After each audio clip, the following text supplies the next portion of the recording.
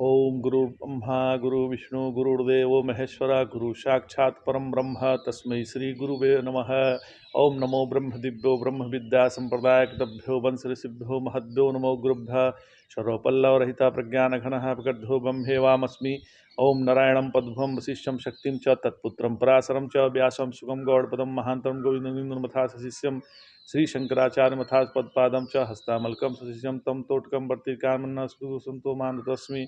श्रुति स्मृति पुराणानाम् आलयं करुणालयं नमामि भगवत्पादं शंकरं लोकशंकरं शंकरं शंकराचार्यं केशवं बादरायणं सूत्रभाष्यकृतो वन्दे भगवन्तो पुनः पुनः।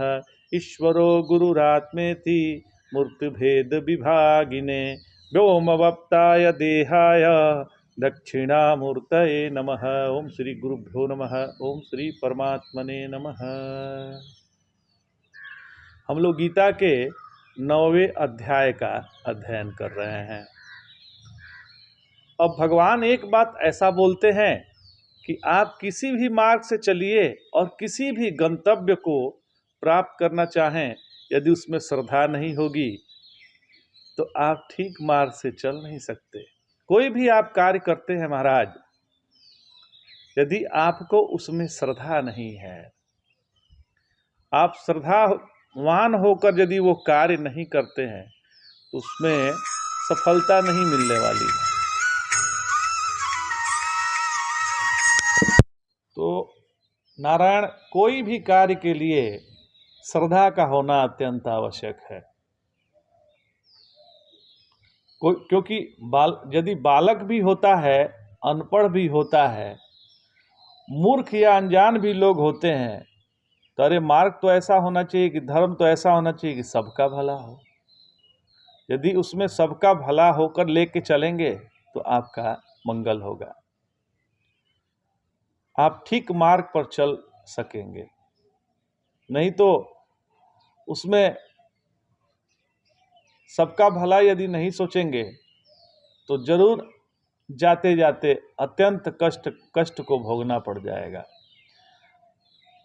कीरति भनिति भूति भली सोई सुरसरी समसब करहित होई। गंगा जी ऐसी है महाराज, उसमें जो चाहे पानी पी ले। कौआ भी पानी पीता है, गिद्ध भी पानी पीता है, गाय भी, भैंस भी, मनुष्य भी, सभी पीते हैं महाराज, लेकिन गंगा को कोई कष्ट नहीं होता। इसी तरह श्रद्धा धर्म में सबको योग्यता प्रदान करती है। जो श्रद्धा है वो सबको योग्यता प्रदान करती है। यदि कोई धर्म का निरूपण करें और उसमें श्रद्धा न हो, यदि कोई धर्म का निरूपण करे और उसमें श्रद्धा न हो, तो उससे मूर्ख निकल जाएंगे, बालक निकल जाएंगे और लगभग सबके सब बहिर्भूत हो जाएंगे। वह कुछ मुट्ठी भर लोगों के लिए होगा बस। उसमें भी एक बहुत महत्वपूर्ण की बात है कि तर्क से कभी धर्म की सिद्धि नहीं होती।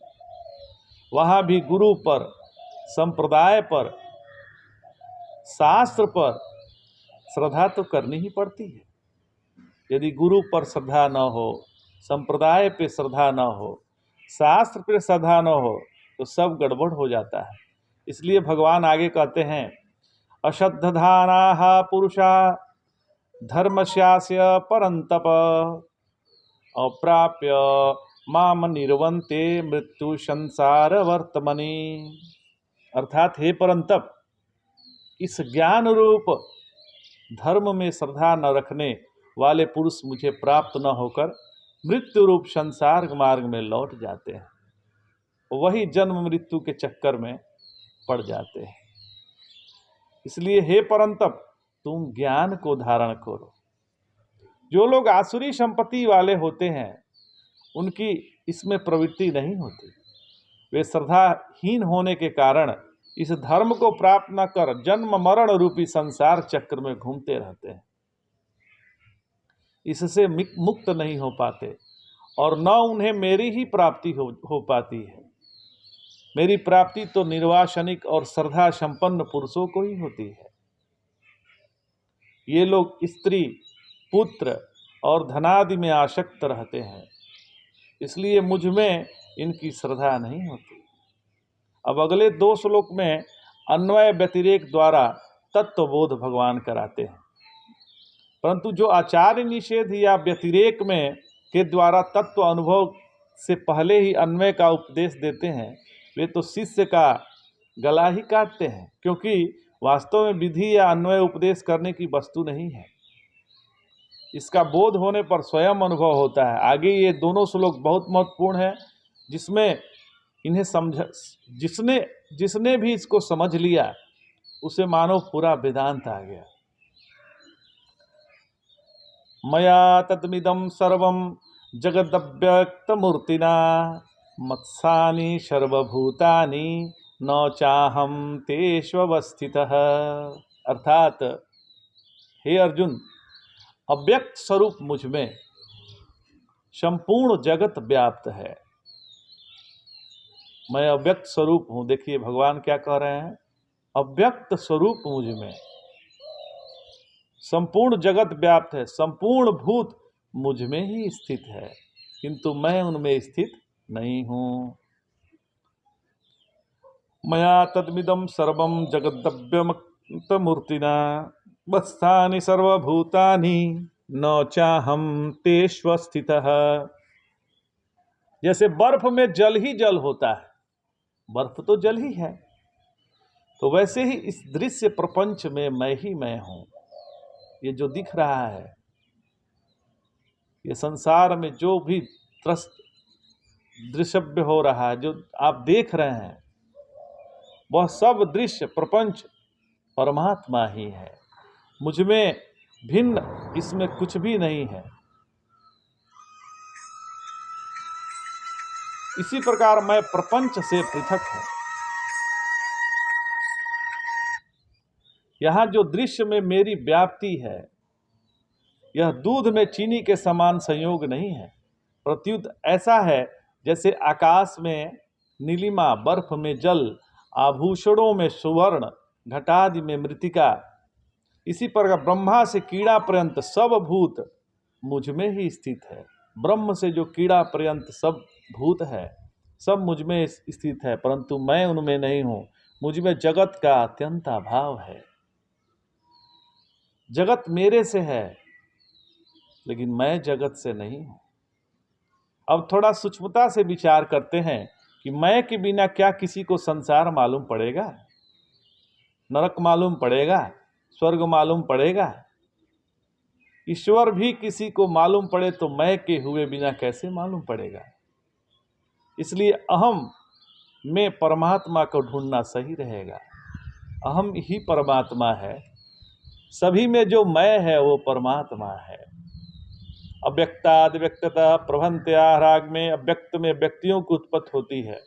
प्रकृति से जगत उत्पन्न होता है। कथम भूतेन मया अव्यक्त मूर्तस्य तेन मया। अभिव्यक्त तो हमारी एक मूर्छना से है। मूर्छना क्या? जैसे बीणा बजाते हैं, सितारा बजाते हैं तो स्वर ताल होता है या नहीं? उसमें मूर्छना होती है कि नहीं? स्वर, मूर्छना, ताल, यह तो संगीत के भेद हैं। अव्यक्तम मूर्तस्य से दृश्य पर्यंत तक और हिरण्यगर्भ से कीट पतंग तक यह समस्त जगत मुझ में शत है। कहते हैं कि भेद मूर्त होता है, जिसे हम लोग अव्यक्त कहते हैं, वह भी एक मूर्ति है।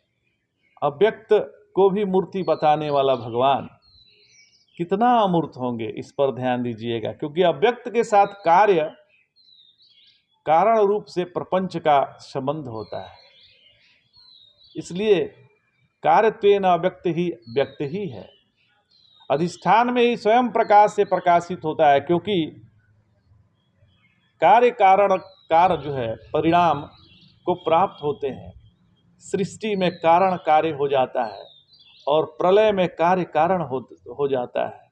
इसलिए परिवर्तनशीलत्वेन स्वयं भगवान में व्यक्त और अव्यक्त दोनों प्रकाशित है।